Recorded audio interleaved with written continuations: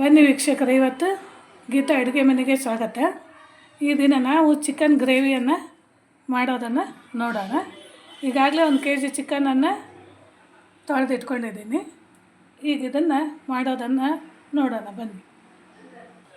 ಈಗ ಅಡುಗೆ ಎಣ್ಣೆ, ಚಿಕನ್ನಿಗೆ ಬೇಕಾದಷ್ಟು ಆಯಿಲನ್ನು ನಿಮಗೆ ಎಷ್ಟು ಬೇಕೋ ಅಷ್ಟು ಹಾಕ್ಕೊಳ್ಳಿ. ಥರ ಒಂದು ಈರುಳ್ಳಿಯನ್ನು ಅದಕ್ಕೆ ಕಟ್ ಮಾಡಿ ಇಟ್ಕೊಂಡಿದ್ದೀನಿ.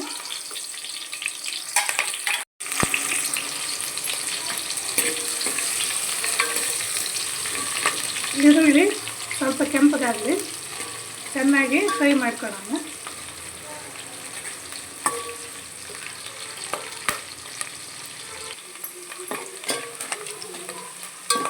ನೋಡಿ, ಈ ಥರ ಈರುಳ್ಳಿ ಕೆಂಪಗಾದ್ಮೇಲೆ ತೊಳೆದಿಟ್ಟುಕೊಂಡಿರುವಂತಹ ಈ ಚಿಕನನ್ನು ಸೇರಿಸ್ಕೊಳ್ಳೋಣ.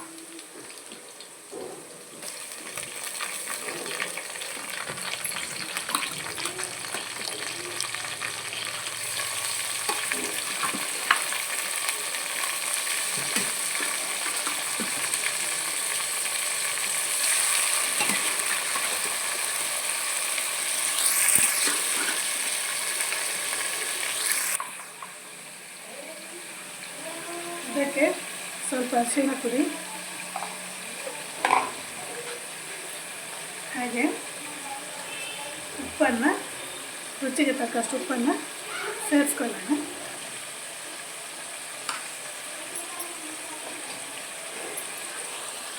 ಹೀಗಿದು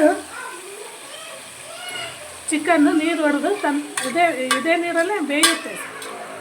ಇದನ್ನೇನು ಭಾಳ ಹೊತ್ತು ಬೇಯಿಸೋ ಅವಶ್ಯಕತೆ ಇರೋದಿಲ್ಲ. ಈ ರೀತಿ ಉಪ್ಪು ಅರಿಶಿಣ ಹಾಕಿ ಸ್ವಲ್ಪ ಬೇಯಲು ಬಿಟ್ಟಾಗ ಇದೇ ನೀರು ಹೊಡೆದು ಇದೇ ಬೇಯುತ್ತೆ. ನೀರು ಹಾಕೋ ಅವಶ್ಯಕತೆ ಇಲ್ಲ.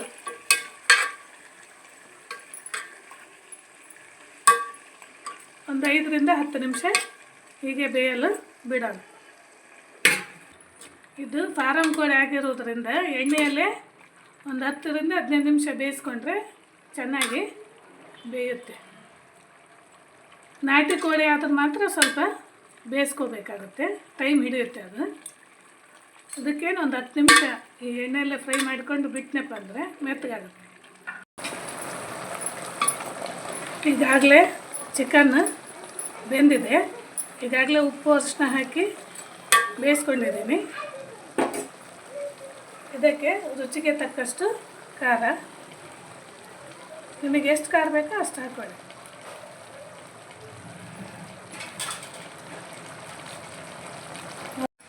ಸುಮಾರು 4-5 ತೊಗೊಂಡಿದ್ದೀನಿ. ಈ ಟೊಮೆಟೊವನ್ನು ಮಿಕ್ಸಿ ಮಾಡ್ಕೊಂಡು ಬರೋಣ. ಮಿಕ್ಸಿ ಮಾಡಿಟ್ಟುಕೊಂಡಿರುವಂತಹ ಟೊಮೆಟೊ ಪೇಸ್ಟ್,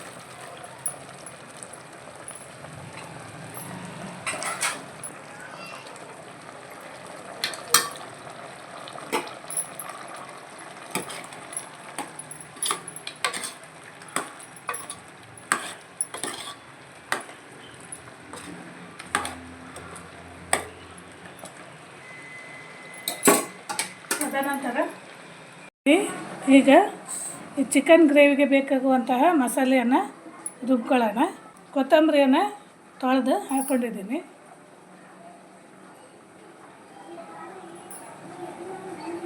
ಹಸಿ ಅಲ್ಲ,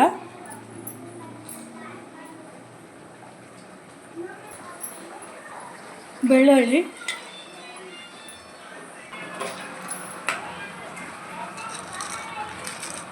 ಲವಂಗ, ಚಕ್ಕೆ, ಅಕ್ಕಿ, ಒಂದಿಷ್ಟು ಮೆಣಸು, ಇದನ್ನು ರುಬ್ಕೊಳ್ಳೋಣ. ಕೊಂಡಿರುವಂತಹ ಕೊತ್ತಂಬರಿ, ಬೆಳ್ಳುಳ್ಳಿ, ಹಸಿ ಅಲ್ಲ, ಚಕ್ಕೆ, ಏಲಕ್ಕಿ, ಲವಂಗ ಪೇಸ್ಟ್,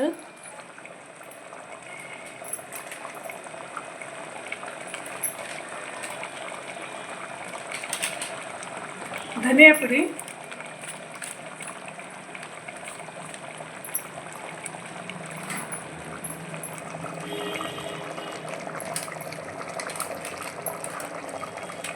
ಗರಂ ಮಸಾಲ,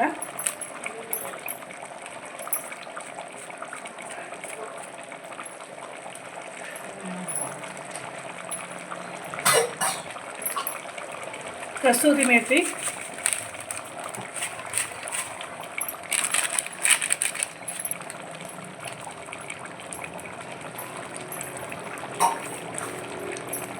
ಸ್ವಲ್ಪ ಚಿಕನ್ ಮಸಾಲೆ ಪೌಡರ್,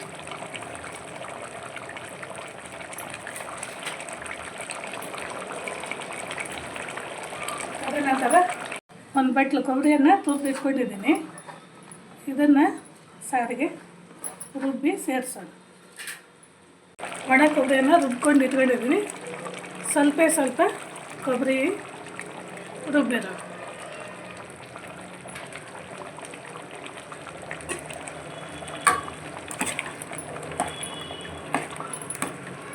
ಈ ರೀತಿ ಚಿಕನ್ ಗ್ರೇವಿಯನ್ನು ಮಾಡ್ತಾಯಿದ್ದೀನಿ.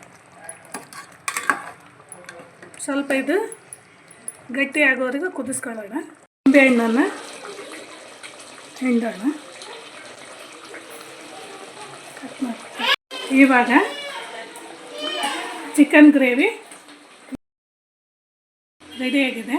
ಇದನ್ನು ಚಪಾತಿಯೊಂದಿಗೆ ಅನ್ನದೊಂದಿಗೆ ಸವಿಯಲು ಭಾಳ ರುಚಿಕರವಾಗಿರುತ್ತೆ. ಇದೇ ರೀತಿ ನನ್ನ ವಿಡಿಯೋಗಳನ್ನು ವೀಕ್ಷಿಸಿ ವೀಕ್ಷಕರೇ, ಹೀಗೆ ಲೈಕ್ ಮಾಡಿ, ಶೇರ್ ಮಾಡಿ, ಸಬ್ಸ್ಕ್ರೈಬ್ ಮಾಡಿ. ಮತ್ತು ಮುಂದಿನ ವಿಡಿಯೋದೊಂದಿಗೆ ಸಿಗೋಣ.